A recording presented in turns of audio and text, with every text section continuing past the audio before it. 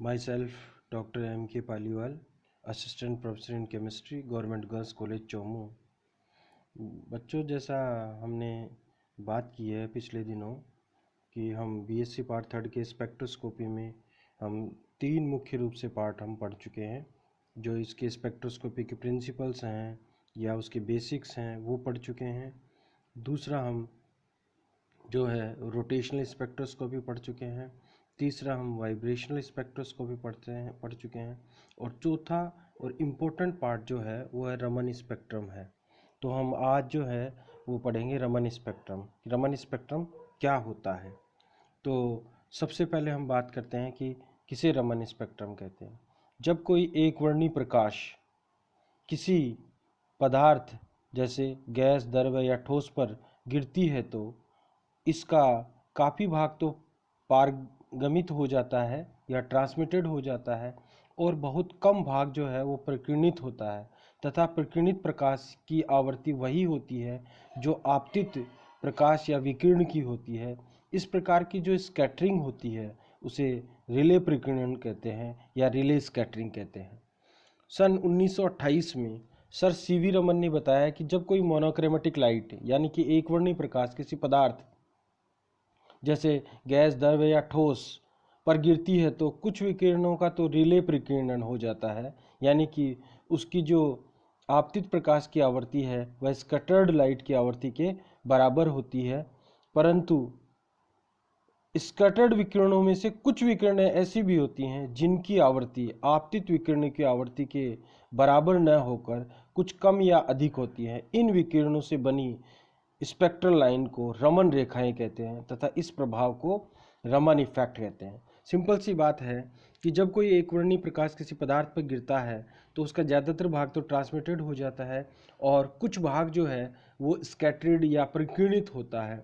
यदि प्रकीर्णित भाग की आवृत्ति जो है वो आपतित प्रकाश की आवृत्ति के बराबर होती है तो इस प्रकार की स्कैटरिंग को है रिले स्कैटरिंग कहते हैं। परंतु यदि प्रकीर्णित प्रकाश या स्कैटर्ड लाइट की जो आवृत्ति है वह आपतित प्रकाश की आवृत्ति के बराबर नहीं हो, यथार्थ कम या ज़्यादा हो, तो इस प्रकार का जो हमें स्पेक्ट्रम में इससे जो लाइनें मिलती हैं उन्हें रमन लाइंस कहते हैं और इस प्रकार का जो इफ़ेक्ट होता है वो रमन इफ़ेक्ट कहलाता है।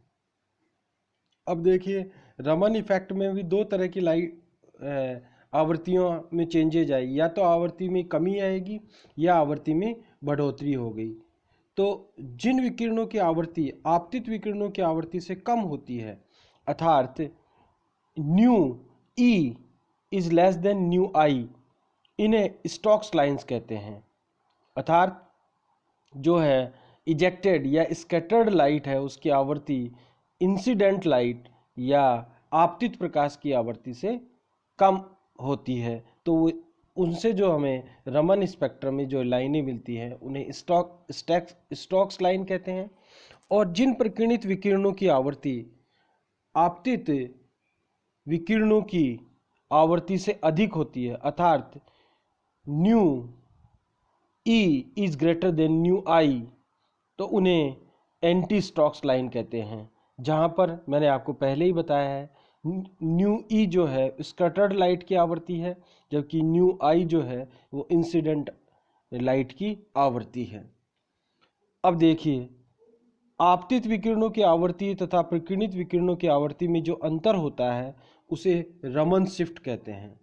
उसे क्या कहते हैं? रमन शिफ्ट। यानी delta nu is equal to nu i minus nu is equal to होता है डेल्टा न्यू। ये जो चेंज है इन दोनों की आवृत्तियों में जो अंतर है उसे ही क्या कहते हैं? रमन शिफ्ट कहते हैं।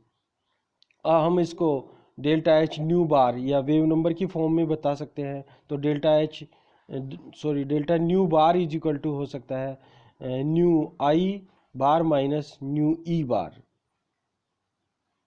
इज इक्वल टू होता है 1 lambda i minus 1 lambda e के बराबर।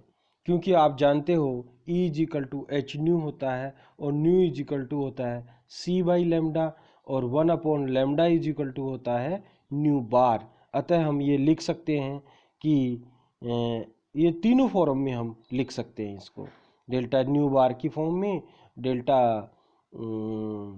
न्यू की फॉर्म में और लेम्डा की फॉर्म में, यानी आवर्ती, तरंग संख्या और तरंग दैर्ध्य तीनों की फॉर्म में अपन इसको लिख सकते हैं। तो रमन शिफ्ट के लिए ये फॉर्मूला हमें हमेशा याद रखना है। फॉर स्टोक्स लाइन जो है डेल्टा न्यू है हमेशा पॉजिटिव होता है, क्योंकि आप जानते हो nu i is greater than nu e, जबकि एंटी स्टोक्स लाइन के लिए डेल्टा न्यू जो होता है वो नेगेटिव होता है, क्योंकि न्यू आई जो है वो लेस देन न्यू ई होगा। अब देखिए हम बात करते हैं इसके बाद रमन प्रभाव की प्रायोगिक व्यवस्था, यानी कि रमन प्रभाव में किस प्रकार से अपन इंस्ट्रूमेंट को उपयोग करते हैं।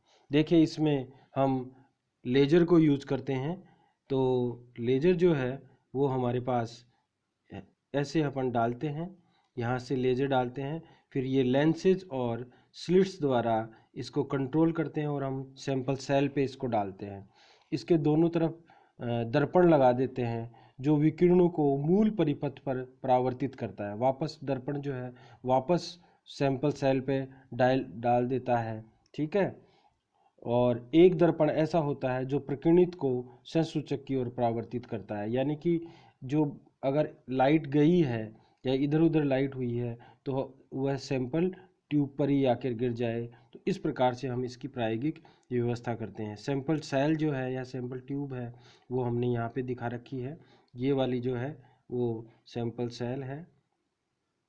और यहाँ से फिर लेंस जो है, फिर लाइट जो है वो मोनोक्रोमेटर के थ्रू डिटेक्टर में चली जाती है। डिटेक्टर से अपन आप जानते हो रिकॉर्डर में रिकॉर्ड कर लेते हैं। ये बेसिक मैं आपको 2-3 बार बता चुका हूँ। यही जो है स्पेक्ट्रोस्कोपी की प्रायोगिक व्यवस्था होती है। इसमें हम लेज़र रेज यूज़ करते हैं। सबसे इम्पोर्टेंट बात यहाँ पर यह है कि यहाँ पर जो यूज होती है वो क्या होती है, लेज़र रेज को हमने यूज करते हैं रमन शिफ्ट या रमन इफेक्ट प्राप्त करने। अब देखिए एक बेसिक रमन स्पेक्ट्रम कैसा होता है। ये होता है बेसिक रमन स्पेक्ट्रम। मैंने आपको बताया है कि 3 प्रकार की लाइन जो होती हैं वो रमन स्पेक्ट्रम में होती हैं। रमन लाइन जिनके लिए डेल्टा न्यू जो होता है वो 0 से अधिक होता है, और रिले लाइंस होती हैं उनके लिए डेल्टा न्यू जो है वह 0 के बराबर होता है, जबकि रमन्स लाइंस यानी कि एंटी स्टोक्स लाइंस में जो है डेल्टा न्यू है वह 0 से कम होता है। तो 2 प्रकार की लाइंस हो गई, 3 प्रकार, मुख्य रूप से 2 प्रकार की लाइन होगी, रिले लाइंस और रमन्स लाइन। अब रमन्स लाइन भी 2 प्रकार की होती हैं, स्टोक्स लाइंस और एंटी स्टोक्स लाइन। जैसा मैंने आपको बताया है कि स्टोक्स लाइंस में इजेक्टेड जो है या प्रकिरणित प्रकाश की जो आवृत्ति है वो इंसिडेंट लाइट की आवृत्ति से कम होती है, जबकि एंटी स्टोक्स लाइंस में इंसिडेंट जो लाइट होती है उसकी आवृत्ति इजेक्टेड लाइट की आवृत्ति से कम होती है, यानी कि इजेक्टेड लाइट की आवृत्ति ज़्यादा होती है। इस प्रकार से हम एक बेसिक रमन स्पेक्ट्रम को प्रदर्शित कर सकते हैं। अब रमन रेखाओं के गुण ये आपको याद रखने हैं। रमन रेखाओं के गुण कौन कौन से हैं। देखिए स्टोक्स लाइन की जो तीव्रता होती है वो एंटी स्टोक लाइन की तीव्रता से अधिक होती है, तथा तापमान बढ़ने पर एंटी स्टोक्स लाइंस की तीव्रता बढ़ती जाती है। रमन शिफ्ट डेल्टा न्यू का मान सामान्यतः 100 से 300 सेंटीमीटर इनवर्स के क्षेत्र का होता है। यह इलेक्ट्रोमैग्नेटिक स्पेक्ट्रम का नियर और फार आईआर का क्षेत्र है, अर्थात Raman shift near IR infrared और फार इंफ्रारेड में ही मिलता है। ये बहुत इंपॉर्टेंट बात है। थर्ड जो है, किसी भी पदार्थ के लिए डेल्टा न्यू जो है यानी कि रमन शिफ्ट का मान निश्चित होता है। रमन लाइंस चौथा जो पॉइंट है या चौथा जो रमन रेखाओं का गुण है वो है रमन लाइंस व रिले लाइंस समांतर कंटिन्यूअस व्यवस्थित रहती हैं, तथा ताप बढ़ने से इनका सेपरेशन घटता जाता है, तथा पृथक्करण वृद्धि से एंटी स्टोक्स लाइन की तीव्रता घटती जाती है। सेपरेशन जैसे जैसे बढ़ता जाएगा एंटी स्टोक लाइन की जो इंटेंसिटी है वह कम होती जाएगी, यानी कि उनकी जो हाइट है वो रमन स्पेक्ट्रम में वो कम होती जाएगी। 5वां पॉइंट है रमन व रिले लाइंस के मध्य आवर्ती का अंतर पदार्थ के अवशोषण बैंड की आवर्ती को दर्शाता है। जो इनमें डिफरेंस है वो पदार्थ की अवशोषण आवर्ती को दर्शाता है।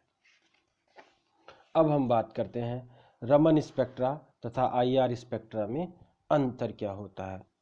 तो सबसे पहले हम बात करते हैं रमन स्पेक्ट्रा और आईआर स्पेक्ट्रा में समानता क्या है, सिमिलरिटीज क्या है। तो इलेक्ट्रोमैग्नेटिक स्पेक्ट्रम के आईआर क्षेत्र में रमन स्पेक्ट्रम मिलता है, ठीक इसी तरह जो आईआर स्पेक्ट्रम है वह भी इलेक्ट्रोमैग्नेटिक स्पेक्ट्रम के आईआर क्षेत्र में ही मिलता है, यानी दोनों में आईआर ही यूज होती है। अंतर देखिए, रमन स्पेक्ट्रा को हम पहले बताया है और आईआर स्पेक्ट्रम को हमने बाद बताया है। तो रमन स्पेक्ट्रा में कंपन करते हुए अणुओं द्वारा प्रकाश के प्रकीर्णन से प्राप्त होता है। रमन जो स्पेक्ट्रम प्राप्त होता है वो कंपन करते हुए अणुओं के प्रकाश के प्रकीर्णन से प्राप्त होता है, जबकि ये जो होता है वो अवशोषण या उत्सर्जन से प्राप्त होता है। या आईआर स्पेक्ट्रम जो है वो कंपन करते हुए अणुओं द्वारा प्रकाश के अवशोषण से प्राप्त होता है या उत्सर्जन से प्राप्त होता है। सामान्यतः हम अवशोषण स्पेक्ट्रम प्राप्त करते हैं, अतः अवशोषण के बारे में हमने यहाँ पे डिस्कस किया है। फिर बात करते हैं अणु की ध्रुवणता से निर्धारण होता है कि रमन स्पेक्ट्रम प्राप्त होगा या नहीं होगा, जबकि आईआर स्पेक्ट्रम में क्या होता है, अणु में स्थायी ध्रुवण की उपस्थिति आईआर स्पेक्ट्रम के लिए अनिवार्य शर्त है, यानी कि उसमें परमानेंट डाइपोल मोमेंट होना आवश्यक है यदि अणु से हमारे को आईआर स्पेक्ट्रम प्राप्त करना है। थर्ड जो है वह है रमन लाइंस की इंटेंसिटी अत्यंत कम है, अतः इन्हें प्रबल करने के लिए सामान्यतः सांद्र विलयनों का प्रयोग किया जाता है और लेजर का भी उपयोग किया जाता है, जबकि आईआर स्पेक्ट्रम में हमेशा डाइल्यूट सॉल्यूशन का उपयोग किया जाता है। फोर्थ जो है रमन स्पेक्ट्रम में जल जो है वो विलायक के रूप में या सॉल्वेंट के रूप में काम में लिया जा सकता है, जबकि आईआर स्पेक्ट्रम में जल को विलायक के रूप में काम में नहीं लिया जा सकता। पांचवा जो अंतर है वो ये है कि रमन स्पेक्ट्रम जो है विधि जो है या रमन स्पेक्ट्रम प्राप्त करने की जो विधि है वह एक्यूरेट तो है लेकिन सेंसिटिव या संवेदनशील नहीं है, यानी यथार्थ तो है पर संवेदनशील नहीं है, जबकि आईआर स्पेक्ट्रम जो है वो एक्यूरेट के साथ साथ सेंसिटिव भी है।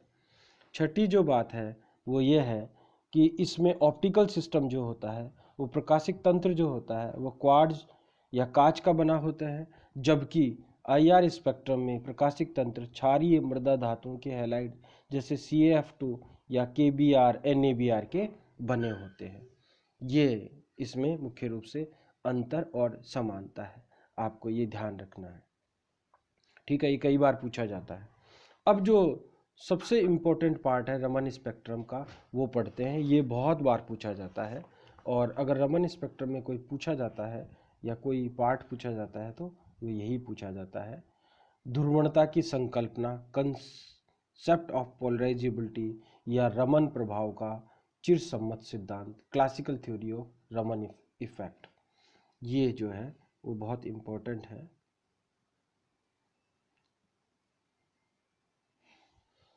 ये जो है वो जी प्लेजेक 1934 में दिया गया।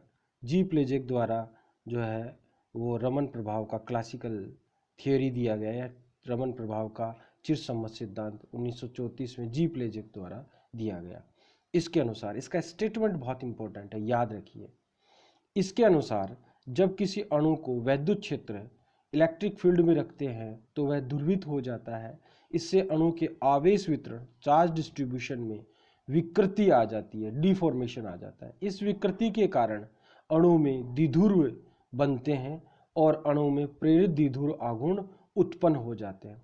इसी प्रकार से विकिरण में उपस्थित विद्युत क्षेत्र के कारण भी अणु में इंड्यूस्ड डाइपोल प्रेरित द्विध्रुव आघूर्ण उत्पन्न हो जाते हैं।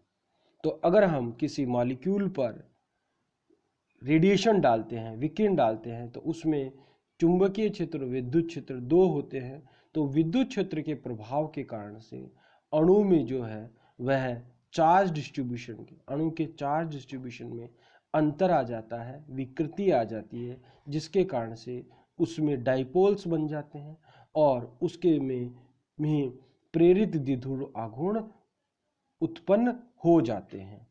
अतः इसके अनुसार मैथमेटिकली हम ये कह सकते हैं कि nu i is equal to alpha e होता है, जहां पर ई जो है विद्युत क्षेत्र की तीव्रता है और एल्फा जो है अणु की ध्रुवणता है और ई जो है वह e zero sine 2 pi nu t के बराबर होती है, जहाँ पर न्यू जो है विकिरण की आवृत्ति है, टी है वह समय है और उसको सेकंड में लिया गया है। अतः हम समीकरण 2 में इसको ऐसे लिख सकते हैं कि mu i is equal to alpha e zero sine 2 pi nu t. समीकरण 2 के अनुसार प्रेरित द्विध्रुव युक्त अणु विकिरण की आवृत्ति से दोलन करते हैं, क्योंकि mu i is directly proportional to the nu. और इस प्रकार से ओसिलेटर अपनी दोलन आवृत्ति की विकिरण उत्सर्जित करते हैं, अर्थात विकिरण की आवृत्ति वह ओसिलेटर द्वारा उत्सर्जित विकिरण की आवृत्ति बराबर होती है, जो पदार्थ द्वारा स्कैटर्ड लाइंस में रिले लाइंस की उपस्थिति को समझाता है। इसी प्रकार अणु में आंतरिक वाइब्रेशनल व रोटेशनल गतियों के कारण से ध्रुवणता के मान में आवर्ती परिवर्तन या पीरियडिक चेंजेज के कारण रमन लाइंस, स्टोक्स और एंटी स्टोक्स लाइंस बनती हैं। कि अणु में जो है वह स्टोक्स और एंटी स्टोक्स लाइन बनने का जो मुख्य कारण है वो उसमें होने वाले इंटरनल वाइब्रेशनल और रोटेशनल मोशंस हैं, जिसके कारण से उसके ध्रुवणता में पीरियडिक चेंजेज आते हैं। अतः कुल जो ध्रुवणता होगी, रिजल्टेंट पोलराइजेबिलिटी होगी, वह समीकरण 3 में बताई गई है। उसके अनुसार एल्फा बराबर alpha zero plus beta sine 2 pi nu i T है, जो समीकरण 3 में है, जहाँ पर एल्फा जीरो जो है साम्यावस्था में ध्रुवणता है, बीटा जो है वह कंपन या ध्रुवण के कारण ध्रुवणता की दर में परिवर्तन है और न्यू आई जो है वह अणु की आंतरिक कंपन व घूर्णन की आवृत्ति है। अब देखिए हम समीकरण 3 से समीकरण 2 में एल्फा का मान रख सकते हैं, तो हमारे पास समीकरण 4 प्राप्त होगी। समीकरण 4 प्राप्त क्या है? Mu i is equal to alpha zero plus beta sine 2 pi nu i t into e zero sine 2 pi nu t समीकरण 4 है। अब नेक्स्ट पेज पे इसको अपनी सुविधा के लिए दोबारा लिख लेते हैं, समीकरण 4 को दोबारा लिखने पे, जिससे अपन हल आराम से कर सकते हैं। तो mu i is equal to हो जाएगा alpha zero plus beta sine 2 pi nu i t into e zero sine 2 pi nu t. अब इसको अपन मल्टीप्लाई करके हम समीकरण 5 प्राप्त कर लेते हैं या खोल लेते हैं, तो हमारे पास हो जाएगा mu i is equal to alpha zero e zero sine 2 pi nu t. अब देखो एल्फा को अपन ने मल्टीप्लाई किया है किससे? दूसरी वाली से, जो है वो एल्फा को अपन ने मल्टीप्लाई कर दिया इससे, पूरी इक्वेशन से। फिर अपन बीटा को इस वाली टर्म को करेंगे इससे, तो हमारे को ये टर्म प्राप्त हो जाएगी। तो अपन लिखते हैं पहले एल्फा जीरो को दूसरी वाली जो मल्टीप्लाई टर्म है उससे किया, तो हमारे पास हो जाएगा mu i is equal to alpha zero e sine 2 pi nu t plus फिर दूसरे को beta sine 2 pi nu t into e zero sine 2 pi nu t. समीकरण हमारे को 5 प्राप्त हो जाएगी इस प्रकार से। अब अपन इसको दोबारा सॉल्व कर लेते हैं, तो हमारे पास इस प्रकार से अपन इसको लिख सकते हैं। क्या हो जाएगा, mu i is equal to alpha zero e zero sine 2 pi nu t plus half beta e zero cos 2 pi nu i nu minus nu i into t minus half beta e zero cos 2 pi into nu plus nu i into t. अब हमारे पास दो पद प्राप्त हो जाएंगे, क्योंकि हम जानते हैं एक फॉर्मूला है हमारे पास, 2 sine theta sine five is equal to होता है cos theta minus five minus cos theta plus five. अब उपरोक्त समीकरण 6 से अपन ये बता सकते हैं, 6 में जो पद फर्स्ट है उसमें म्यू आई जो है वो डायरेक्टली प्रोपोर्शनल है न्यू के, अतः अणु आपतित विकिरण की आवृत्ति से दोलन करता है जो रिले लाइंस को प्रदर्शित करता है। जो पहला पद है वो रिले लाइन को प्रदर्शित करता है, जबकि दूसरा पद है इसमें म्यू माइनस म्यू आई है, ये स्टोक्स लाइन को बताता है क्योंकि आवृत्ति में कमी को बता रहा है। जबकि तीसरा पद है इसमें म्यू प्लस म्यू आई है, ये एंटी स्टोक्स लाइन्स को बताता है क्योंकि आवृत्ति में वृद्धि को बताता है। मैंने आपको पहले बताया। समीकरण 6 में बीटा का मान यदि शून्य हो तो जो पद सेकंड व थर्ड है, दूसरा व तीसरा पद है, वह क्या हो जाएगा, जीरो हो जाएगा, शून्य हो जाएगा। तो हमारे पास हो जाएगा mu i is equal to alpha zero e zero sine 2 pi nu t हो जाएगा। अर्थात इसमें रमन लाइंस स्टोक और एंटी स्टोक्स लाइन प्राप्त नहीं होंगी, केवल रिले लाइन ही प्राप्त होंगी। अतः इसमें अणु जो है वो रमन इनएक्टिव हो जाएगा। अतः अणु में को रमन एक्टिव होने के लिए, बहुत इंपॉर्टेंट बात है, अतः अणु के रमन एक्टिव होने के लिए अणु की वाइब्रेशनल रोटेशनल गतियों के कारण आणविक ध्रुवणता में परिवर्तन होना आवश्यक है। यानी during the course of action जो है वह उसमें रोटेशनल और वाइब्रेशनल चेंजेस का आना बहुत आवश्यक है, तभी हमारे को स्टोक्स और एंटी स्टोक्स लाइन प्राप्त होंगी, या रमन एक्टिव या रमन स्पेक्ट्रम प्राप्त होगा, या मॉलिक्यूल रमन एक्टिव होगा। धन्यवाद। अब हम इसका नेक्स्ट पार्ट कल पूरा कर देंगे। ये रमन जो स्पेक्ट्रा पूरा हो जाएगा, फिर एक क्लास में जो है अपन अल्ट्रावायलेट विजिबल स्पेक्ट्रोस्कोपी को पूरा करने की कोशिश करेंगे। स्पेक्ट्रोस्कोपी पूरा हो जाएगा। धन्यवाद। Thank you.